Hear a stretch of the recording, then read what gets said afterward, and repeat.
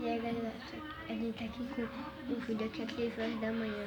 O irmão ele tá aqui junto com a gente. 3 horas da manhã, gente. 3 horas da manhã. O gato gente. também tá aqui acordado Não façam a isso. essa hora. O gato tá aqui. Não façam isso, gente. É muito perigoso.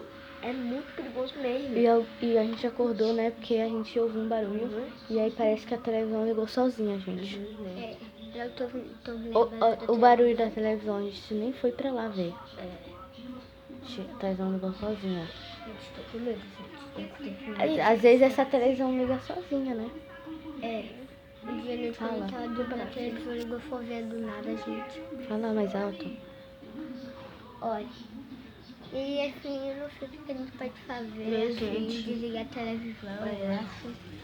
É ficar ligando foguinho, a televisão assim, do nada. Fala aí pra câmera, mamãe. Fala aí pra câmera. O gato também tá acordado agora. Oi, tudo bem? Dá muito like, viu? Tchau. O gato falou. Nossa, olha isso, gente. Tá muito assustador aqui. Nossa. Nossa, o que é aquilo ali? Fala. É um fantasma. Não. Ai, só essa moto, não. É, daí, velho. Ei, vamos mostrar quem tá aqui? Bora mostrar quem tá aqui. É só ele, ó.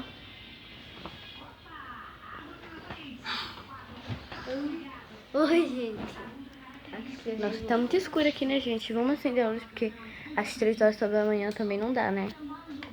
É, acendemos aqui a luz. Nossa, tá muito escuro, gente, porque tá muito de noite. É, Eu que sei. é verdade. Uhum. Ô, gente, a gente vai ficar aqui. Se acontecer uma coisa estranha, a gente volta. Entendeu? Uhum.